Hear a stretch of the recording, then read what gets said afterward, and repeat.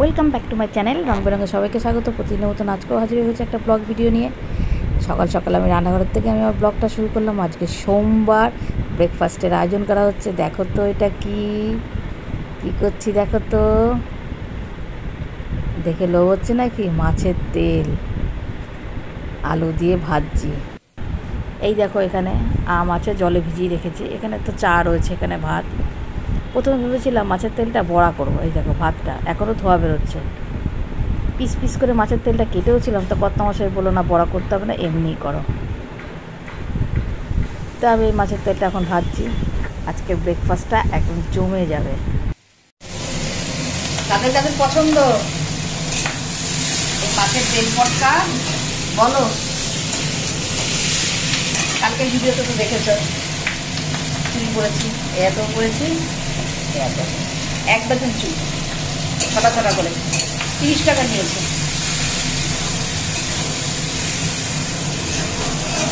50 টাকার গাড়ি ভাড়া দিয়ে 30 টাকার চুরি করতে গেছে, বুঝেছ?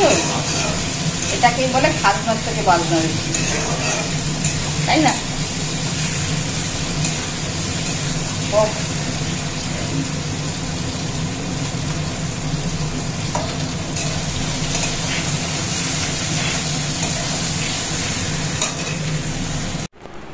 ওই তুমি থাকতে থাকতেই বসতে হবে, বসে করতে হবে।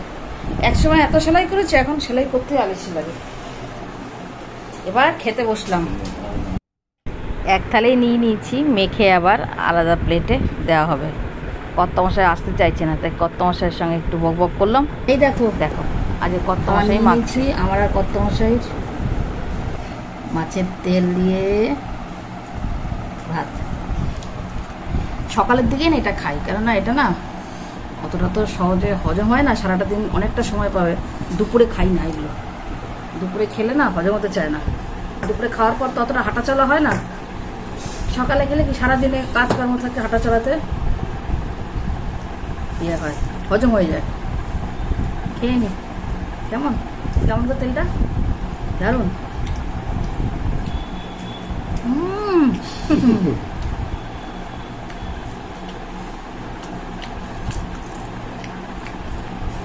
রোগা রং দিয়ে রোগা হবে।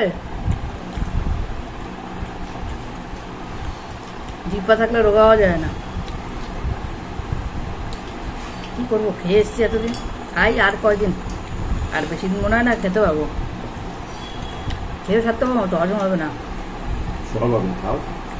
প্রথমে পিস পিস করে কেটেছিলাম, তখন দাদাভাই বলল না এমনি ভাজো, বড়া করবো ভেবেছিলাম বেসন টেসন দিয়ে।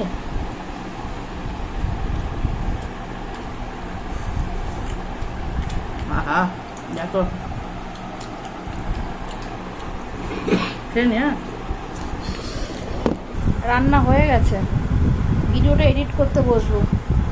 এই যে তোমাদের দাদাভাই এখন একটু থামস আপ নিয়ে আসলো।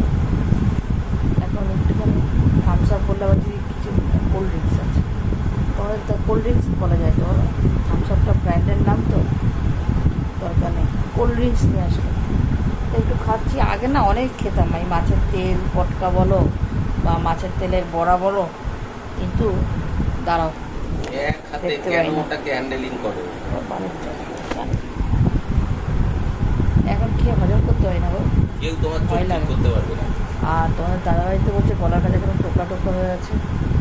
থাক, খাও, খাই। চশমাটাও শেষ হয়, নিচে নামাও চশমাটা চোখে দাও। উঠলেও ভালো লাগবে। দেবো দাঁড়াও, চশমা পরে দেখতে পাই না, সমস্যা হয়। এরা বোঝে না, চশমা পরে দেখতে পাই না। চশমার সর্বনাশ হয়, চোখেরও সর্বনাশ হয়। খুলে রাখবে তাও ভালো, মাথার উপরে তো লোকে খুলে তো খুঁজে পাবো না, কোথায় যেখানে বলছি সেখানেই রেখে আসি। তারপরে সারা ঘর তন্ন তন্ন করি। কোলের ওপর রাখো, মাথার তেল ময়লা সব চশমার গ্লাসটাই লাগে।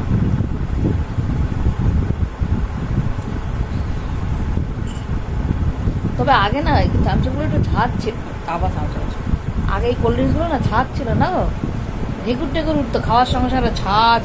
এখন হয় না কেন গো? ছোট্ট একটা উঠলো ঢেকুর, ঝাঁজ না জ্বালা করে করে ভাল লাগে, মজা হতো বেশ।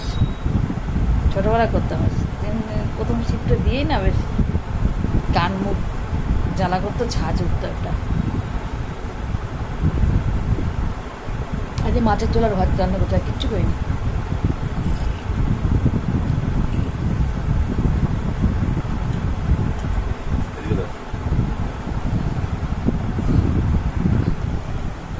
তোমার দাদাভাইয়ের গলাই শোনো, ও ক্যামেরায় আসতে চায় না, নেবও না।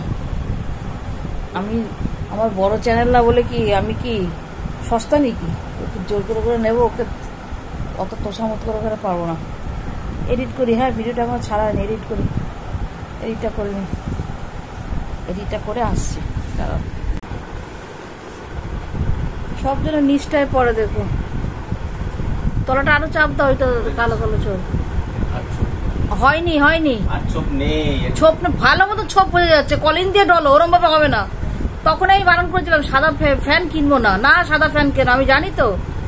ওটা বন্ধ করো তো, ওটা বন্ধ করো।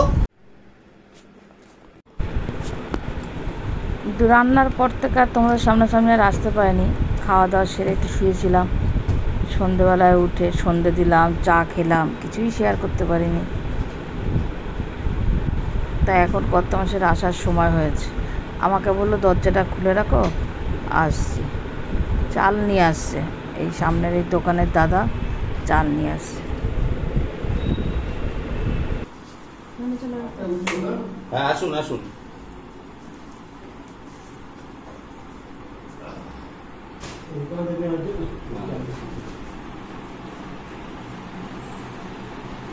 এখানটায় রেখে দিন।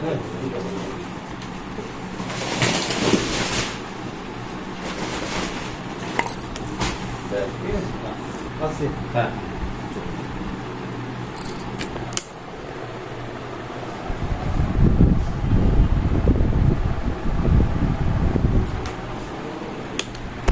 দাদাভাই আসলো,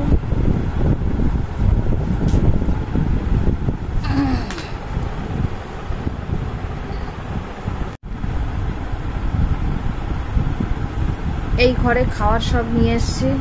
কত সে ফ্রেশ হচ্ছে, কত সে ফ্রেশ হচ্ছে, এই ঘরে সব খাবারটা নিয়ে এসছি। ভিডিওটা আর বড় করবো না, ভিডিওটা আজ পর্যন্ত এখানে শেষ করলাম। আবার আগামীকাল একটা নতুন ভিডিওর সাথে হাজির হবো। Good night.